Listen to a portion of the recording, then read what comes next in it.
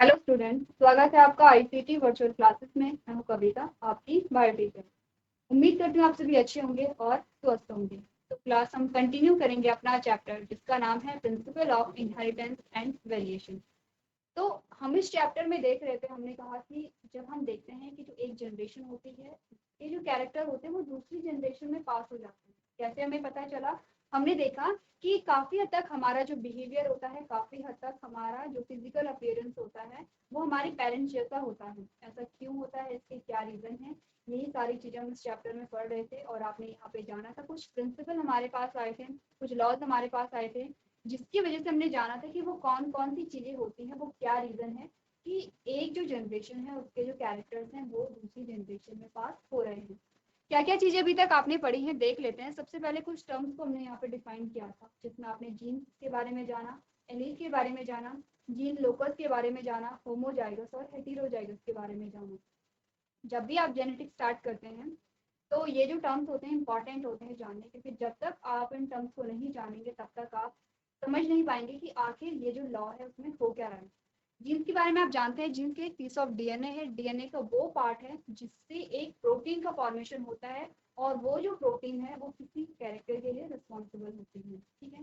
Gene locus क्या होते हैं? जहां पर जीन पाए जाते हैं उन्हें जीन लोकस कहते हैं।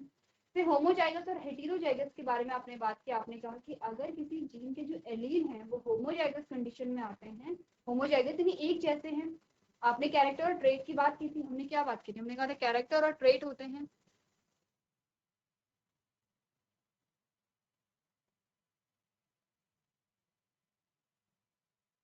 अब कैरेक्टर क्या है? हमने कहा आपकी जो हाइट है वो क्या है? कैरेक्टर है। फिर हमने कहा कि आप टॉल हैं, आप शॉर्ट हैं, वो क्या है? ट्रेट है।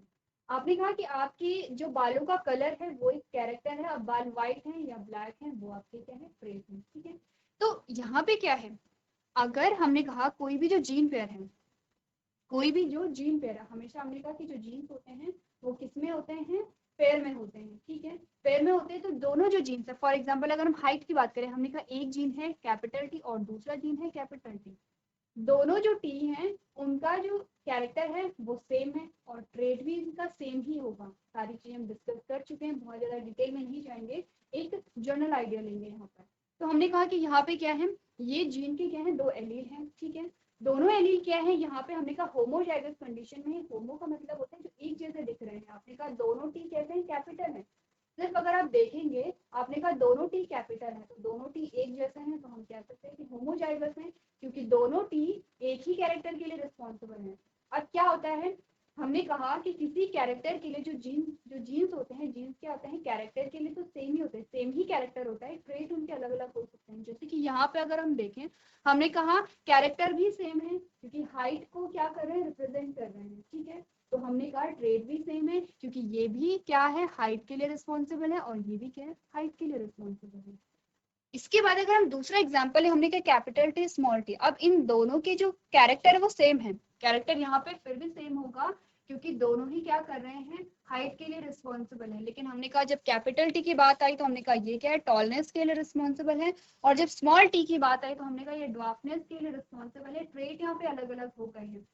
तो आपको ये कहा गया था जो जीन पेयर होता है उसके, जो जीन पेयर में है तो जीन पेयर में जो एलील होते हैं वो सेम कैरेक्टर के लिए रिस्पॉन्सिबल हो सकते हैं, सेम कैरेक्टर के लिए ही रिस्पॉन्सिबल होंगे, लेकिन उनका जो ट्रेट होगा वो अलग अलग हो सकता है। फिर से रिपीट करिए, मैंने कहा जो जीन पेयर होते हैं हमेशा वो सेम कैरेक्टर के लिए रिस्पॉन्सिबल होते हैं, लेकिन ट्रेट उनका सेम हो भी सकता है, सेम नहीं भी हो सकता है। अगर किसी जीन के दोनों एलील सेम कैरेक्टर के लिए रिस्पॉन्सिबल हैं, यानी कि सेम ही ट्रेट को फॉलो कर रहे हैं, तो हमने कहा वो होमोजाइगस हैं। जैसे कि आपने कहा कैपिटल टी होमोजाइगस है, या आपने कहा स्मॉल टी दोनों होमोजाइगस हैं। ठीक है। अगर हमने कहा कि किसी जीन के जो एलील्स हैं वो अलग अलग ट्रेट के लिए रिस्पॉन्सिबल है, तो हमने कहा वो हेटेरोजाइगस हैं, क्योंकि वो क्या कर रहे हैं? अलग अलग ट्रेट को रिप्रेजेंट यहाँ पर कर रहे हैं। ठीक है। ये तो वही होमोजाइगस और हेटेरोजाइगस की बात। नेक्स्ट आपने बात की थी डोमिनेंट और रिसेसिव की। तो आपने कहा डोमिनेंट यानी कि प्रभावी, जो अपने प्रभाव को दिखा पा रहा है। ठीक है। जो क्या कर रहा है? अपने प्रभाव को दिखा रहा है। या फिर अगर आप नॉर्मल लैंग्वेज में गए तो आपने कहा जो ज्यादा शक्तिशाली है उसे हम डोमिनेंट कहते हैं। तो इस केस में डोमिनेंट हमने क्या कहा था? हमने कहा था आपने दो प्लांट्स को लिया है, सेम कैरेक्टर वाले दो प्लांट को लिया है। ठीक है। दो प्लांट को लिया तो दोनों प्लांट के बीच क्या करा आपने, क्रॉस कराया है। ध्यान दीजिए, सेम कैरेक्टर वाले प्लांट्स की बात हो रही है। अब सेम कैरेक्टर वाले प्लांट्स को आपने लिया, दोनों को आपने क्या कराया है, क्रॉस कराया है। तो आपने क्या कहा, कैरेक्टर सेम है लेकिन ट्रेट दोनों का अलग अलग है। जैसे कि हम यहीं पे इसी एग्जांपल को ले रहे हैं, आपने कहा कि आपने किसी लंबे पौधे को लिया, ठीक है, और आपने किसी बौने पौधे को लिया। अब दोनों का ट्रेट सेम है। हमने कहा था कि सेम जो कैरेक्टर है, दोनों का कैरेक्टर की बात चल रही है। हमने कहा दोनों ही प्लांट्स का जो कैरेक्टर है वो सेम कैरेक्टर वाले प्लांट्स को हमने लिया है, लेकिन डिफरेंस क्या है, यहाँ पे ट्रेट अलग अलग थे, क्योंकि ये टॉल था और ये डॉर्क था, यानी कि एक लंबा है और एक बौना है, ठीक है। अब हमने कहा कि जब क्रॉस कराया गया तो जो पहली पीढ़ी हमारे पास आई थी, पहली पीढ़ी का मतलब है कि जब क्रॉस कराने के बाद जो पौधे हमारे पास आए हैं, पहली पीढ़ी F1 जनरेशन जिसे हम कह रहे हैं, वो उसमें किसका कैरेक्टर आया होगा, क्या उसमें इसका कैरेक्टर आया है या उसमें इसका कैरेक्टर आया है। तो जिस भी पेरेंट का कैरेक्टर आएगा F1 जनरेशन में, हमने कहा वो प्रभावी है, वो डोमिनेंट है, वो अपने आप को एक्सप्रेस कर रहा है। कैसे एक्सप्रेस ने किया, फुली एक्सप्रेस किया था, ठीक है। उसके बाद हमने कहा वो पेरेंट जो अपने गुण को एक्सप्रेस नहीं कर पा रहा था, उसको हमने कहा ये अप्रभावी है, रिसेसिव है, ठीक है। इसके बाद हमारे पास आता है जीनोटाइप और फिनोटाइप। तो हमने कहा जीनोटाइप का मतलब क्या, आपने कहा, आपने देखा इसको, इस वाले प्लांट को, आपने फिजिकल अपीयरेंस के बेस पे कहा, आपने कहा ये पौधा लंबा है क्योंकि यहाँ पे कैपिटल टी प्रेजेंट है, ठीक है। आपने कहा ये पौधा लंबा है, आपने फिजिकल अपीयरेंस के बेसिस पे देखा। लेकिन जब आपने देखा कि इसके जीन्स अगर हम देखें, हमने कहा कि एलील्स यहाँ पे कैसे हैं, होमोजाइगस है या हेटेरोजाइगस है, आपने कहा हेटेरोजाइगस है। इसका मतलब है कि प्योर टॉल नहीं है ये। तो आपने अगर फिनोटिपिकली देखा तो आपने कहा टॉल है, लेकिन आपने जीनोटिपिकली देखा तो आपने कहा कि ये प्योर टॉल नहीं है, ठीक है। इसी के साथ हमारे पास मोनोहाइब्रिड और डाईहाइब्रिड आते हैं। आपने कहा अगर एक कैरेक्टर को लेकर के हम क्रॉस करा रहे हैं तो मोनोहाइब्रिड है, क्योंकि मोनो का मतलब होता है एक, हाइब्रिड का मतलब होता है संकरण, ठीक है। एक ही कैरेक्टर को लेकर के हम क्या करा रहे हैं, क्रॉस करा रहे हैं, मोनोहाइब्रिड है। हमने कहा डाईहाइब्रिड, अगर दो कैरेक्टर को लेकर के हम क्रॉस करा रहे हैं तो इसे हमने क्या कहा, डाईहाइब्रिड कहा, ठीक है। नेक्स्ट आपने जेनेटिक की बात की थी कि जेनेटिक क्या है, जेनेटिक बायोलॉजी की एक वो ब्रांच है जिसमें आप बात करते हैं जीन्स के बारे में, जेनेटिक वेरिएशन के बारे में और हेरिडिटी के बारे में आप यहाँ पे बात करते हैं। नेक्स्ट आपने बात की थी फादर ऑफ जेनेटिक्स। तो आपने कहा जो ग्रेगर जॉन मेंडल हैं वो यहाँ पे क्या होते हैं, फादर ऑफ जेनेटिक्स होते हैं, जिन्होंने हमें समझाया कि जेनेटिक्स क्या होती है, जिन्होंने हमें बताया कि कैसे जो पेरेंट्स होते हैं, पेरेंट्स के जो कैरेक्टर होते हैं वो उनकी संतान में जाते हैं, ठीक है। और इसी के साथ मेंडल ने यहाँ पे अपना एक्सपेरिमेंट किया था किस पर, टी प्लांट पर, यानी कि मटर के पौधे पर, ठीक है। कौन सा मटर का पौधा था, आपको ध्यान रखना है, ये था गार्डन पी, ठीक है, पाइथन सटाइवन। अब यहाँ पे जब इस पौधे पे एक्सपेरिमेंट किए गए तो उसके कुछ रीजन थे जो कि आपको याद रखने हैं। कुछ रीजन तो ये हैं कि जो इस प्लांट में 7 कंट्रास्टिंग कैरेक्टर आपको मिल रहे थे, 7 कैरेक्टर थे, वो भी कंट्रास्ट में थे। कंट्रास्ट का मतलब क्या होता है, अगर टॉल है तो उसका ड्रॉप भी आपके पास आ रहा है, ठीक है। अगर आपके पास यहाँ पे वॉयलेट है तो उसका व्हाइट भी आपके पास आ रहा है। तो 7 कैरेक्टर है, सातों को आपको याद रखना पड़ेगा क्योंकि आपसे पूछा जाता है। सेकंड आता है कि इसकी जो लाइफ साइकिल है वो छोटी होती थी, ठीक है। तीसरा ये है कि ये क्या होता है, यहाँ पे आप देख सकते हैं कि जो यहाँ पे मेल और फीमेल है वो अलग अलग, वो जो प्लांट है वो कैसा था, बाइसेक्सुअल है, यानी कि मेल और फीमेल पोर्शन इसमें पाया जा रहा था। तो आपने ये देखा कि जो मटर के पौधा है उस पर एक्सपेरिमेंट किया गया, क्यों किया गया उसके रीजन आपने यहाँ पे देखे हैं। अब आता है फर्स्ट लॉ हमारे पास, मेंडल ने क्या किया, एक्सपेरिमेंट किए, और एक्सपेरिमेंट जब किए तो उन्होंने कुछ लॉज यहाँ पे दिए थे। पहला लॉ था जिसे आप लॉ ऑफ डोमिनेंस कहते हैं, प्रभाविता का नियम कहते हैं। क्या कहता है ये नियम, ये नियम कहता है कि जब आपने अलग अलग कैरेक्टर, जब आपने एक ही कैरेक्टर वाले अलग अलग ट्रेट को लेकर के, कैरेक्टर एक ही था, आपने क्या, जब आपने सेम कैरेक्टर वाले दो प्लांट्स को लिया जिनके ट्रेट अलग अलग थे, तो F1 जनरेशन में देखा गया कि जो कैरेक्टर आए F1 जनरेशन में वो एक ही पेरेंट के थे, ठीक है। आपने एक प्योर टॉल प्लांट लिया, एक प्योर ड्वार्फ प्लांट लिया। प्योर का मतलब होता है होमोजाइगस टॉल था और होमोजाइगस ड्वार्फ था। दोनों का जब क्रॉस कराया गया तो आपके पास सिर्फ लंबे पौधे आए, टॉल प्लांट आए, ठीक है। तो उन्होंने इसको लेकर के अपना जो लॉ था वो दिया कि यहाँ पे पहले जो जनरेशन थी F1 जनरेशन थी, वहाँ पे सिर्फ एक ही पेरेंट के यहाँ पे क्या आए हैं, कैरेक्टर आए हैं और उस पेरेंट को हमने कहा डोमिनेंट प्रभावी, जिस पेरेंट के नहीं आए हैं उसे कहा गया वार। अब जो एक्सपेरिमेंट है वो यहीं तक नहीं रुका, उन्होंने कहा कि जब एक पेरेंट के कैरेक्टर आए हैं तो दूसरे पेरेंट के कैरेक्टर क्यों नहीं आए हैं, ऐसा क्या हुआ।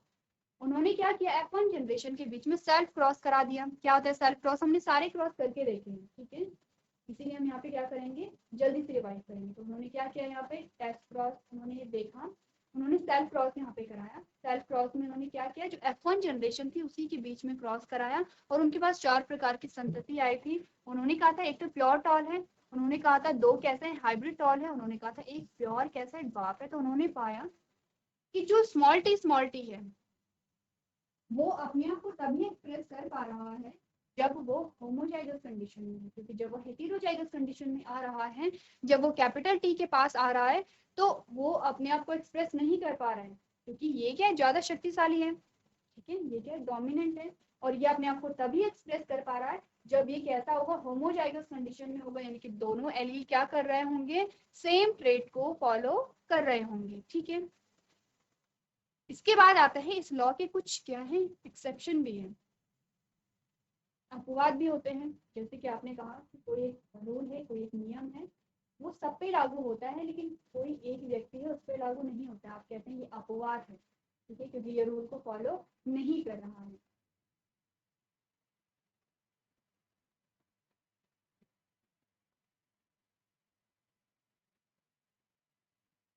अब इसका पहला एक्सेप्शन आपके पास आता है इनकम्प्लीट डोमिनेंस, जिसने आपने देखा जो 4 o'clock प्लांट है उसमें आपने क्या किया, एक रेड कलर के फ्लावर को लिया, व्हाइट कलर के फ्लावर को लिया, जब इनका क्रॉस कराया गया तो F1 जनरेशन में रेड कलर आना चाहिए था, लेकिन आया क्या आपके पास, पिंक कलर आया।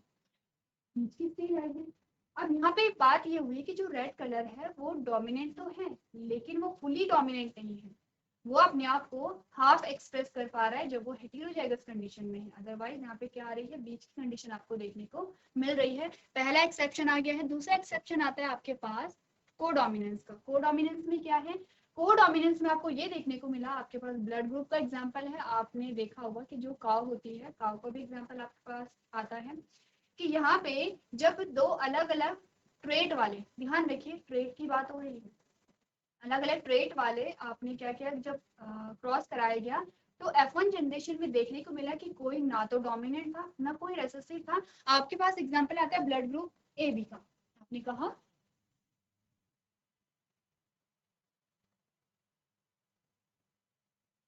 कहा ब्लड ग्रुप क्या है, ए बी है, तो यहाँ पे क्या है, ऐसा नहीं है कि जो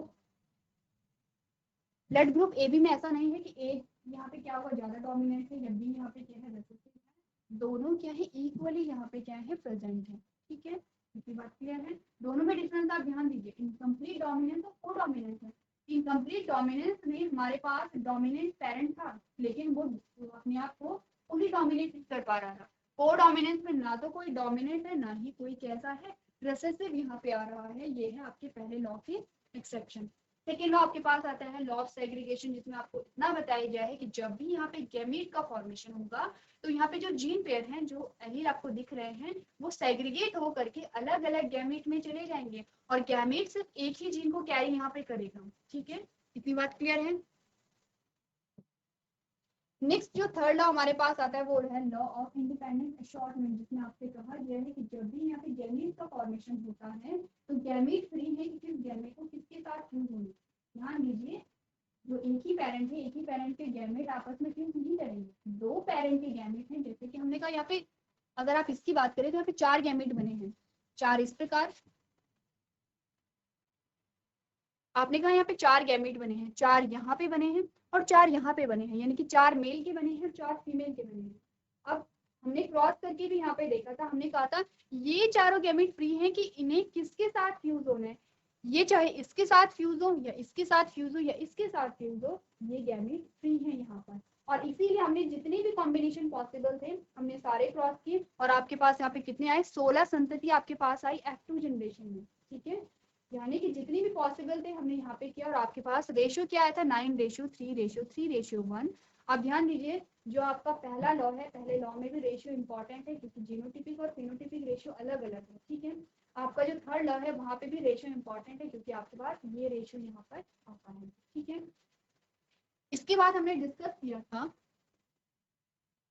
लिंकेज के बारे में। ठीक है, अब हमने कहा था कि क्या होते हैं, कुछ ऐसे जीन होते हैं जो पास पास रहते हैं, यानी कि ये क्रोमोसोम है,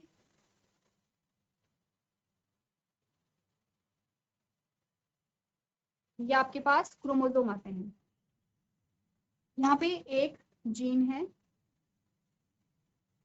ए और दूसरा जीन है बी। अब देखिए ये क्या है, दोनों पास पास हैं। जब यहाँ पे सेग्रीगेशन हुआ तो ये जो जीन है वो अलग अलग गैमीट में जाएंगे। जब अलग अलग गैमीट में जाएंगे तो क्योंकि ये पास पास हैं तो ये एक ही साथ क्या होंगे, गैमीट में पास हो जाएंगे। इसे हम कहते हैं लिंकेज। और इन जीन्स को हम कहते हैं लिंक्ड जीन। जो जितने ज्यादा पास होगा उसके एक साथ पास होने की जो प्रोसेस है उतनी ही ज्यादा होगी, संभावना उतनी ही क्या होगी, ज्यादा होगी। ठीक है, लिंकेज के साथ साथ आपने पढ़ा था यहाँ पर मॉर्गन के एक्सपेरिमेंट के बारे में। तो क्या पढ़ा था आपने मॉर्गन के एक्सपेरिमेंट में? आपने कहा था पीएच मॉर्गन ने यौन प्रजनन के कारण होने वाले संतानों में विभिन्नता को समझाने के लिए उन्होंने ड्रोसोफिला का उपयोग किया था। और उन्होंने क्या किया था, इस प्रयोग में देखा कि लाल आंखों वाली, यहाँ पे उन्होंने क्या किया था, सबसे पहले आपको ये ध्यान रखना है कि जो मॉर्गन है उन्होंने अपना एक्सपेरिमेंट किस पे किया था, ड्रोसोफिला पे किया था। ठीक है, क्यों ड्रोसोफिला को यूज किया था, क्योंकि ड्रोसोफिला में भी बहुत सारे क्या होते हैं, कंट्रास्टिंग कैरेक्टर होते हैं। ठीक है, आपने देखा कि उनके साइज में डिफरेंस है, उनमें बहुत सारे कैरेक्टर में यहाँ पे डिफरेंस देखने को मिल रहा है। और इजिली क्या किया जा सकता है, ड्रोसोफिला को लेबोरेटरी में ग्रो कराया जा सकता है। तो जब यहाँ पे पीएच मॉर्गन ड्रोसोफिला पे अपना एक्सपेरिमेंट कर रहे थे तभी उन्हें पता चला लिंकेज के बारे में और रिकॉम्बिनेशन के बारे में। ठीक है, अब जब लिंकेज की बात हुई थी तो लिंकेज के साथ साथ आपने एक और चीज यहाँ पे देखी थी, वो है रिकॉम्बिनेशन।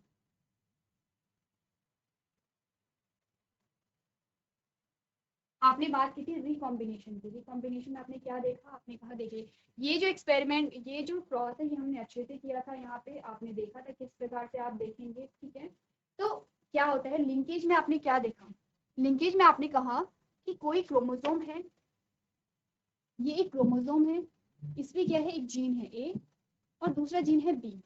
क्योंकि ये पास पास हैं इसीलिए ये क्या होंगे, एक साथ पास हो गए हैं नेक्स्ट जनरेशन में। लेकिन आपने कहा कि ये कोई क्रोमोसोम है, इसमें कोई जीन है ए और ये कोई जीन है बी। अब ये दूर दूर थे, ठीक है, ये क्या थे, दूर दूर थे, दूर दूर थे। तो समहाउ क्या हुआ, ये जो क्रोमोसोम है आपस में, इनमें क्या हो गई, आपस में अटैच हो गए। अटैच होकर जब अलग हुए तो एक दूसरे के साथ इन्होंने क्या कर दिया, यहाँ पे जीन की अदला बदली कर दी है। कैसे, ये ए इधर चला गया और ये स्मॉल ए इधर आ गया। ठीक है, क्या हुआ, यहाँ पे कैपिटल ए इधर चला गया, स्मॉल ए इधर आ गया, यानी कि यहाँ पे क्या हुई, ये एक दूसरे से अगर आप नॉर्मल लैंग्वेज में कहें कि एक दूसरे से ये क्या हुए, अटैच हुए। जब अटैच हुए और अलग हुए तो एक दूसरे के साथ इन्होंने क्या कर दिया, अपने पोर्शन की अदला बदली कर दी। ठीक है, जब अदला बदली कर दी तो आपके पास एक नया ही कॉम्बिनेशन आ गया। कैसा कॉम्बिनेशन आपके पास आया, आपने देखा ये जब कॉम्बिनेशन है, आपने कहा ये स्मॉल ए है, ये कैपिटल बी है, आपने कहा ये कैपिटल ए है और ये स्मॉल बी है। आपके पास एक नया कॉम्बिनेशन आया कि नया कॉम्बिनेशन, इसी को हमने क्या कहा था, रिकॉम्बिनेशन कहा था। समझ रहे हैं आप लोग? ठीक है, अब ये भी चीजें हम पढ़ चुके हैं कि रिकॉम्बिनेशन क्या होता है, लिंकेज क्या होता है। आपने यहाँ पे क्या किया था, दो एग्जाम्पल लिए थे। आपने यहाँ पे क्या किए थे, दो एग्जाम्पल लिए थे। एक एग्जाम्पल आपका ये है और दूसरा एग्जाम्पल आपका ये है। ठीक है, अब आपने एक एग्जाम्पल में क्या देखा, देखिए ये सारे क्रॉस हम कर चुके हैं, इसीलिए अभी ये क्रॉस हम यहाँ पे नहीं कर रहे हैं। मैं बार बार आपसे रिपीट कर रही हूँ। अगर आपने ये सारी चीजें नहीं पढ़ी है तो आप प्रीवियस लेक्चर को देखेंगे और आप देखेंगे कि क्या है रिकॉम्बिनेशन, क्या है लिंकेज, क्या था मॉर्गन का एक्सपेरिमेंट। हमने बहुत डिटेल में यहाँ पे क्या किया है, सब चीजें डिस्कस की है। ठीक है, तो आपको क्या करना है, अगर आपके पास नोट्स है तो आप फिर से नोट्स को देखेंगे। अगर आपने नोट्स नहीं बनाए हैं तो आप क्या करेंगे, प्रीवियस लेक्चर को चेक कर लेंगे। अब हमने जब देखा था तो हमने देखा था पेरेंटल कॉम्बिनेशन क्या होता है। पेरेंटल कॉम्बिनेशन मतलब as it is gene pass हो रहे हैं, आप लिंकेज भी इसे कहते हैं। पेरेंटल कॉम्बिनेशन में gene as it is pass हो रहे हैं। रिकॉम्बिनेशन में जैसे मैंने कहा था कि दो जीन ने क्या कर लिया, अदला बदली कर ली है जीन्स की, उसे हम कहते हैं रिकॉम्बिनेशन, यानी कि नया कॉम्बिनेशन बना। तो आपने इस वाले एग्जाम्पल में देखा कि पेरेंटल कॉम्बिनेशन था यहाँ पे 98.7%। कितना था, 98.7%। जो नया कॉम्बिनेशन बना वो सिर्फ और सिर्फ कितना था, 1.3%। बहुत कम मात्रा में यहाँ पे नया कॉम्बिनेशन देखने को मिला। दूसरा एग्जाम्पल जब आपके पास आया तो आपने क्या देखा, आपने देखा पेरेंटल कॉम्बिनेशन यहाँ पे 62.8% आया और रिकॉम्बिनेशन आपके पास आया 37.2%। देखिए चेंजेस आए यहाँ पे। अगर आप दोनों को कंपेयर करें, ये दोनों अलग अलग हैं, दोनों के हैं अलग अलग जीन्स की बात हो रही है, ठीक है। आपने क्या कहा, आपने कहा इस वाले में जहां पेरेंटल कॉम्बिनेशन 98.7% आया था, वही यहाँ पे पेरेंटल कॉम्बिनेशन आया 62.8%, ठीक है। आपने कहा कि इस वाले में जहां नया जो कॉम्बिनेशन बना, रिकॉम्बिनेशन बना, वो था 1.3% था और यहाँ पे जो रिकॉम्बिनेशन आया वो था 37.2%। ये डिफरेंस क्यों आया है, क्योंकि आपको ये बताया गया है इस डिफरेंस से कि जो जीन होते हैं, जीन के बीच में कितना डिफरेंस है वो इस बात पर निर्भर करता है कि यहाँ पे लिंकेज होगी या नहीं होगी। देखिए एक में क्या केस आया होगा, जो आपका पहला केस है वो है ये, ठीक है। यहाँ पे क्या था, दो जीन के बीच में जो गैप था वो बहुत कम था। जितना गैप कम होगा लिंकेज उतनी ज्यादा होगी, लिंकेज जितनी ज्यादा होगी रिकॉम्बिनेशन उतना ही कम होगा। ये चीज हमने पढ़ी थी, ठीक है। अब यहाँ पे पहला केस तो ये हो गया। दूसरे केस में क्या हुआ होगा कि ये जो जीन्स हैं, ये यानी कि सेम जीन्स की बात नहीं हो रही है, ठीक है। ये अलग जीन है, ये यहाँ पे हम अलग जीन ले लेते हैं। यहाँ पे हमने कहा ये जीन है सी और ये है डी।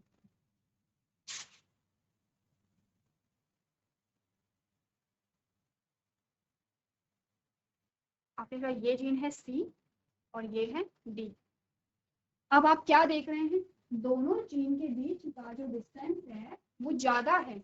ज्यादा अगर डिस्टेंस है दोनों जीन के बीच में तो लिंकेज के चांसेस उतने कम होंगे और जितने कम लिंकेज के चांसेस होंगे उतने ही ज्यादा क्या होंगे, यहाँ पे रिकॉम्बिनेशन के चांसेस होंगे। इतनी बात क्लियर है आप सबको। इंपॉर्टेंट है लिंकेज या रिकॉम्बिनेशन, इंपॉर्टेंट है। थोड़ा सा कंफ्यूजिंग होता है तो आप क्या करेंगे, यहाँ पे क्रॉस करते रहेंगे, आप कॉपी में क्या करेंगे, प्रैक्टिस करेंगे और समझेंगे कि कहाँ पे क्या हो रहा है, ठीक है।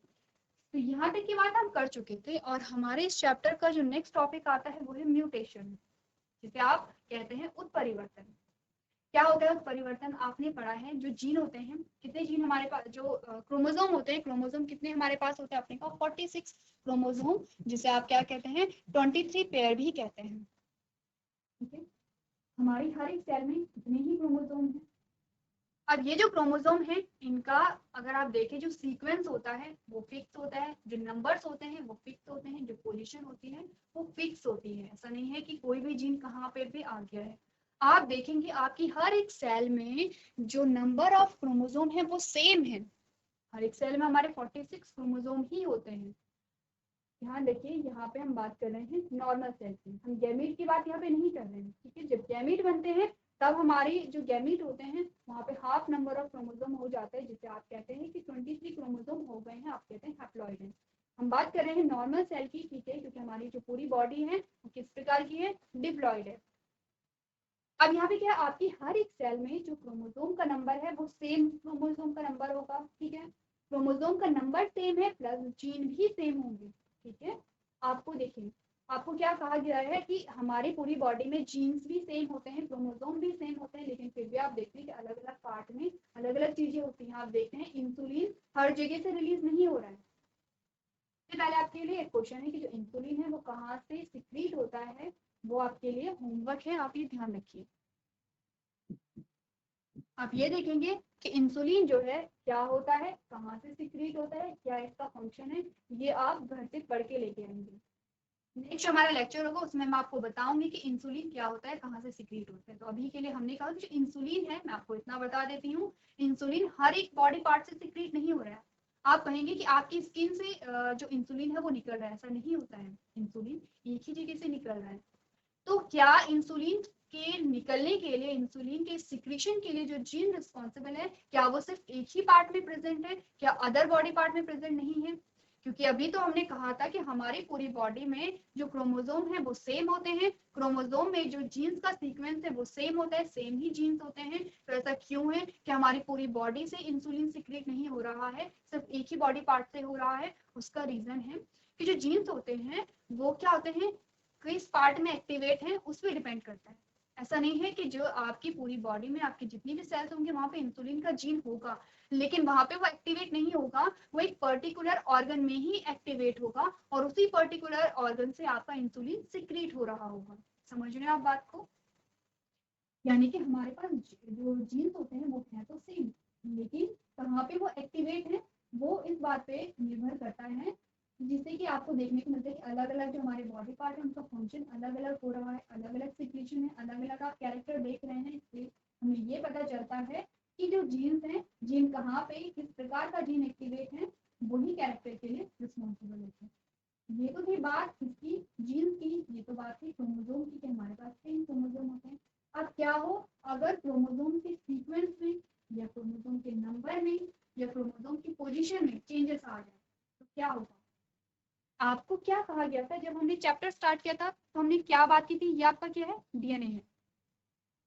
डीएनए का मैंने कहा ये जो पोर्शन है ये क्या करता है, आरएनए में कन्वर्ट हो गया है और इससे बन रहा है प्रोटीन। ठीक है, और इस प्रोटीन से क्या हो रहा है, कैरेक्टर रेगुलेट हो रहे हैं। सेम बात हमने की थी, हमने कहा था ये जो पीस है, इस पीस से क्या बनता है, ये डीएनए का पीस है, डीएनए के पीस से बनता है आरएनए। ठीक है, इस आरएनए से बनता है प्रोटीन और यही प्रोटीन हर कैरेक्टर के लिए रिस्पॉन्सिबल है। मैंने कहा आपका आई कलर है, प्रोटीन रिस्पॉन्सिबल है इसके लिए।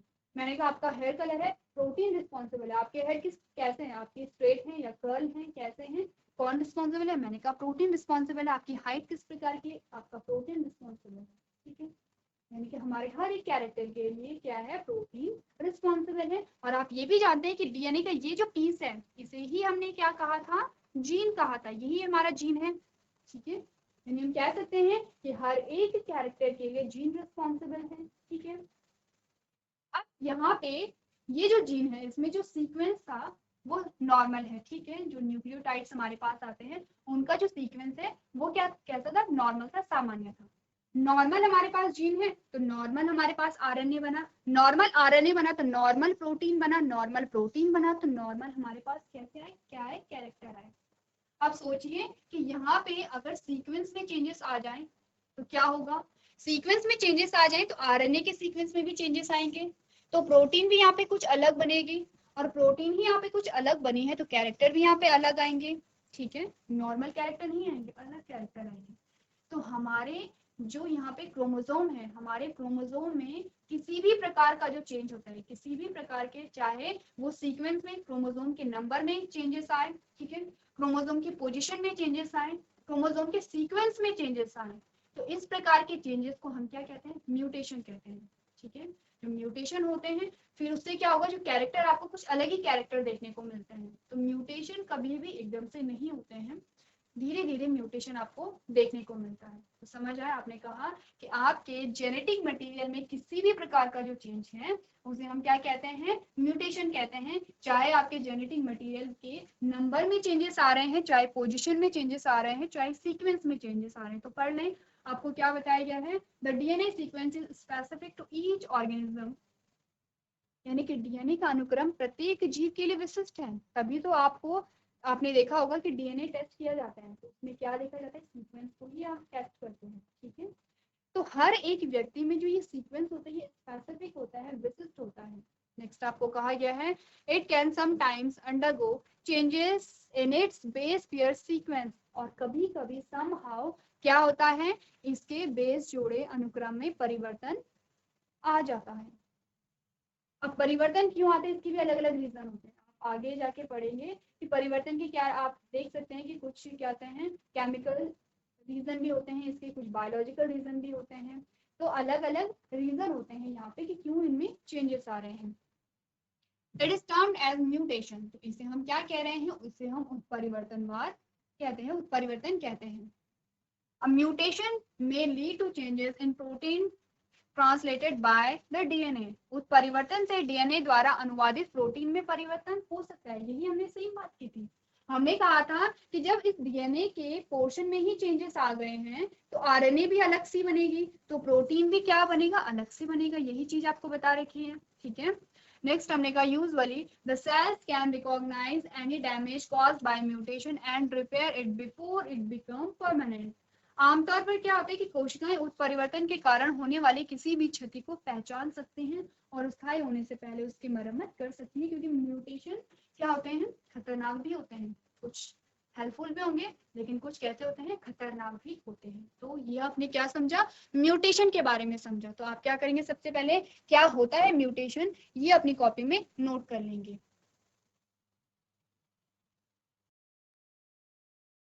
चलिए, तो क्लास अभी आपने पढ़ा म्यूटेशन के बारे में। इसके नेक्स्ट जो हमारा टॉपिक आता है वो होगा अलग अलग प्रकार के म्यूटेशन होते हैं, ठीक है।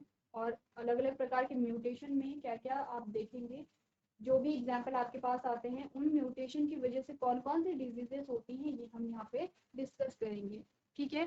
तो आपके पास यहाँ पे क्या क्या चीजें आई हैं, आप नेक्स्ट पढ़ेंगे मेंडेलियन डिसऑर्डर के बारे में, ठीक है। मेंडेलियन डिसऑर्डर क्या होते हैं, तो मेंडेलियन डिसऑर्डर में आप कुछ एग्जाम्पल देखेंगे। नेक्स्ट आप पढ़ेंगे क्रोमोसोमल डिसऑर्डर, ठीक है।